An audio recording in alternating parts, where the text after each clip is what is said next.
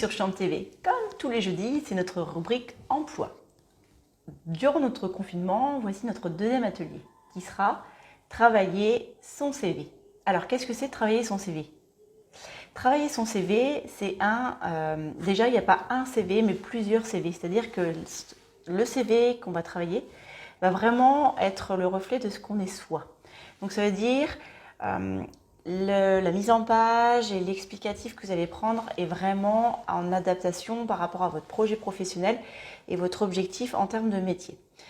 Ce qu'il est important de retenir, c'est qu'un CV doit contenir un ensemble d'éléments essentiels, déjà qui est le nom, prénom, les coordonnées et surtout ne pas oublier son objectif. Qu'est-ce que je recherche? Quel poste je vise et quel projet je veux atteindre? Aujourd'hui, les recruteurs ont encore de plus en plus de CV qui sont transmis sans aucun objectif ou explicatif et ne prendra pas de temps à le consulter, à le travailler pour pouvoir savoir quel poste vous visez. Donc on recommence, on a bien ses coordonnées, son adresse complète ainsi que son projet professionnel. Il est aussi important de le travailler par ordre chronologique, du plus récent au plus ancien, quand je parle de l'expérience professionnelle.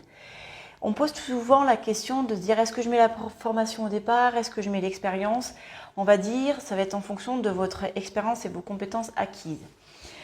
Si vous êtes tout jeune diplômé, mieux vaut mettre la formation en priorité et mettre après vos expériences extra-professionnelles en dessous. Par contre, au contraire, si vous avez beaucoup d'expérience et pas forcément une formation qui la valorise, mettez plutôt vos expériences professionnelles. On me demande aussi souvent, est-ce que je dois mettre mes compétences? Est-ce que je dois mettre moi le parcours avec les tâches dedans? On va dire, ça va être en fonction de vous, qu'est-ce que vous voulez apporter au recruteur. Moi, personnellement, je travaille toujours par tâches effectuées pour pouvoir projeter en fait le recruteur à travers les différentes tâches que j'ai effectuées dans mes différentes expériences. Par contre, dans d'autres cas de figure, utilisent par compétences, mais ça veut dire que si vous travaillez par compétences, en dessous, vos tâches, vos expériences ne sont pas forcément déterminées par tâches. Il ne faut pas être redondante, ça ne sert à rien.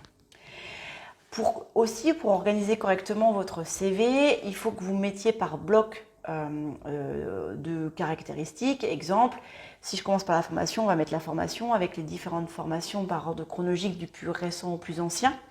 La même chose pour les expériences professionnelles et pour tout ce qui est extra-professionnel. On me pose aussi également souvent la question de se dire, voilà, moi j'étais bénévole dans une association sur laquelle j'étais trésorier. Mon objectif professionnel, c'est d'être comptable. Alors là, grand oui, il faut absolument mettre votre compétence extra-professionnelle en compétence expérience. On n'ira pas vérifier si c'était associatif, si c'était dans le cadre d'un bénévole ou salarié. L'intérêt, c'est de savoir les tâches que vous avez faites et pouvoir bien les identifier pour pouvoir qu'elles puissent être transférables pour votre prochain poste et votre prochain métier. N'oubliez pas, le CV sera votre première approche au niveau du recruteur. Il faut que celui-ci soit soigné, qu'il puisse bien répondre à la demande par rapport aux tâches et aux postes que vous visez et surtout qu'il soit avec un français et de l'orthographe, de manière écrite correctement et sans faute d'orthographe. Attention, il est important de le soigner parce que qui dit soigner, c'est dire que vous serez une personne soignée et donc le recruteur va se projeter qui vous êtes avant l'entretien. Je vous propose en tout cas de faire votre CV, de bien le retravailler en cette période de temps et de confinement et à bientôt sur Champ TV.